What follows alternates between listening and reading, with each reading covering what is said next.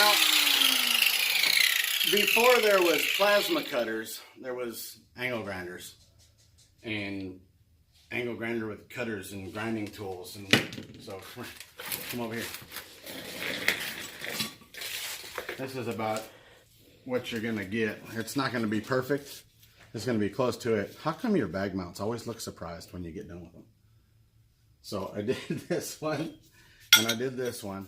And what these are going to be for, if I go over here, see if I can find one of them. Oh, they're already up in here. Remember we were talking about this on the other video, how thin these were. And what this is going to do is this is actually going to replace that one once I weld it in. I got to drill one more hole here for the bolt in the center and get that to be mounted and welded onto one of these. But yeah, see, that'll be just about right. I'll be able to tack that on there and then smooth out the edges a little bit more. That way the bag doesn't get cut on the edge.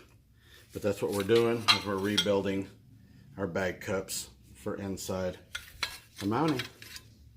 That's what we're doing this week. Let me get my glasses off.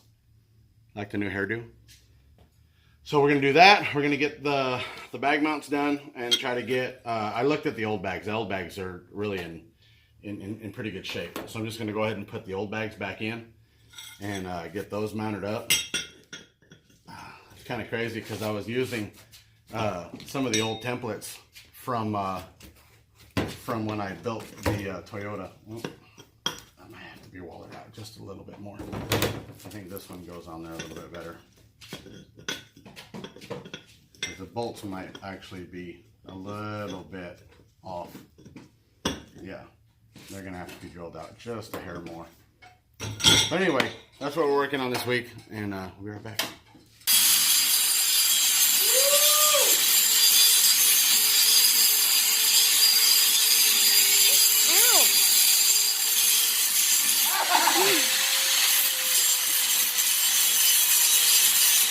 Feel the burn.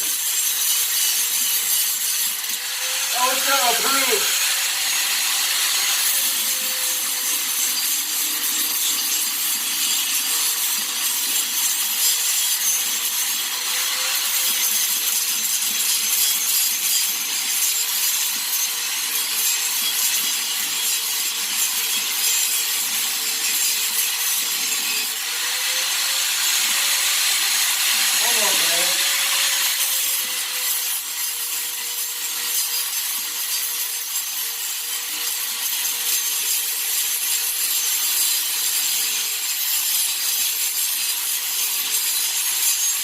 All right, before I show you these up close, I'm going to tell you, I'm not a welder.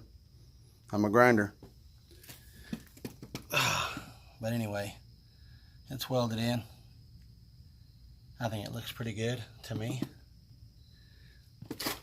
One of these is just a slight bit bent off to one side. It's not exactly straight up and down, but I believe it's still going to work.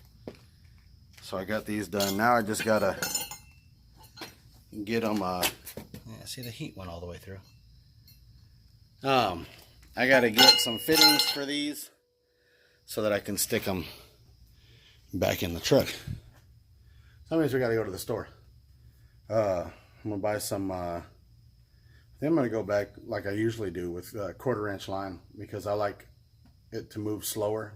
May not be 1/4 inch valves this time, but the 1/4 inch line will slow the air down pretty good. I'll just get reduced fittings to the valves.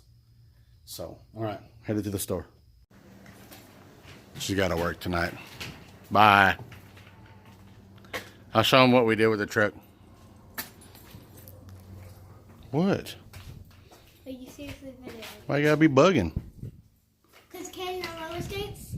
Oh, those aren't roller skates, those are roller blades. Roller blades. Yeah. Roller skate. Oh, look, it's back on the ground.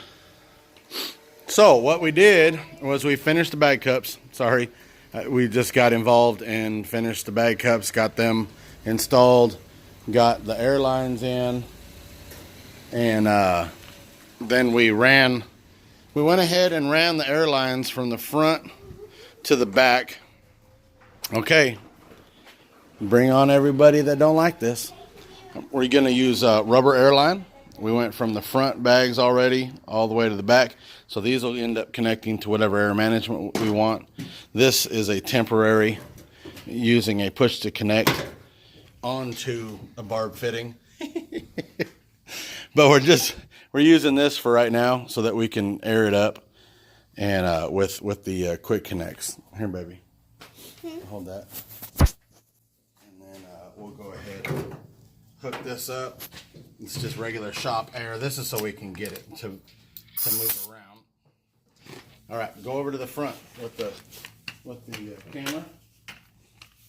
I'm trying not to fall with the camera in my hands. And then stand there, and then there you go. All right, now we're gonna go ahead and air it up.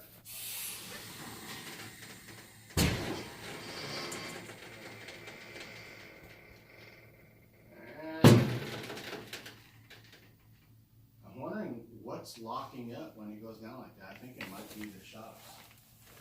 All right, that's the front. Now we're gonna do the back. Coming around to the back. The back goes up.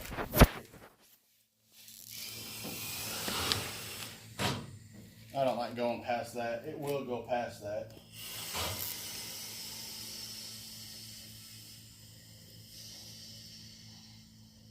The back's got so much freaking lift. It's absolutely insane. But I'll just go ahead and here, aim it back here. Back here, the whole back of it.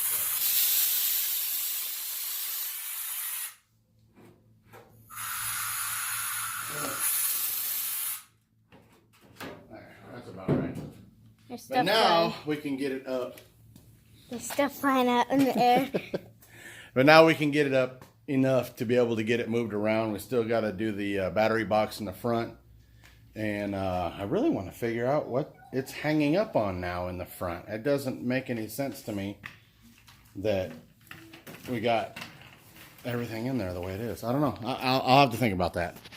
But that's all we're going to do today or this weekend.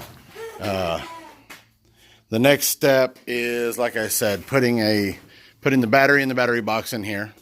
We already hooked up battery with jumper cables straight to the wires underneath, and we were able to get all the lights are working still. It'll turn over, so that's good. We weren't trying to get it started, but now what we can do is once we get the battery box in there and we can get it started, we can get this pulled out of the garage, and we're going to bring the Mazda in so we can pull the motor again. Just to pull the motor, we're going to put it on stands, and then we'll decide whether we want to rebuild it by next year or if we're going to go ahead and just buy another motor for it. But that's what's in the plans for everything we got going on. We've almost got this Ranger back to a point where I'm going to be more comfortable with it. We still got to probably put a panhard bar on the back. Eventually, I want to switch it over to a 4-link. I know that 2-link's been on there forever, so by chance it'll last longer, then I'll be happy with that. But for now, it's just going to be the 2-link, and then later on, like I said, we're going to end up buying a 4-link for it and getting that on there. There is a little bit of wiring in the front end that we got to do. Readjust the headlights, get them resecured because they're bouncing around, and install the stereo, which the stereo just needs to be wired up to the harness, and we can get the radio back in there in the stock location, and all that'll be done. Oh, and moving the power door locks or the power door openers, poppers.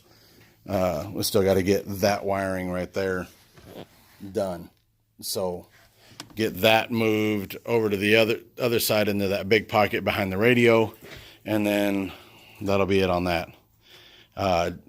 Also need to get somewhat of an alignment done, and like I said, need to play with this and figure out what's actually binding up. What's stopping it from coming off the ground when it's trying to air up. It's getting stuck on something. I don't know what it is.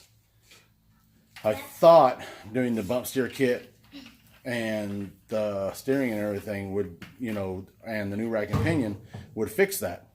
but apparently not. So I don't know. I'm thinking maybe it might be the shocks. I don't know. I know the shocks are stopping this from having more lift.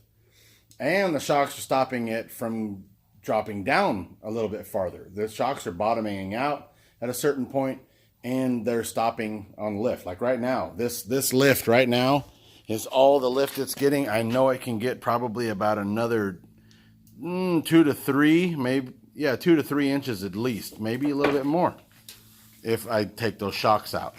And then that means moving the shock towers, relocating them, actually getting them to move back farther and up higher to accommodate longer shocks, which would give it a longer stroke, more lift, and of course new shocks. So that would be good too. And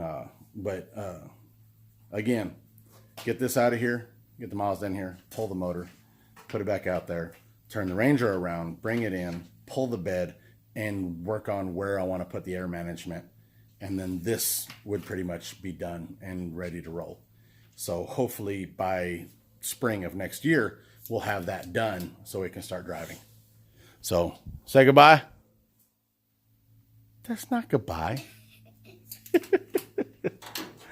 All right. Find out later on Lawrence's next video. Bye. Okay. Subscribe, rate, thumbs up, comment. We'll see you guys in the next video.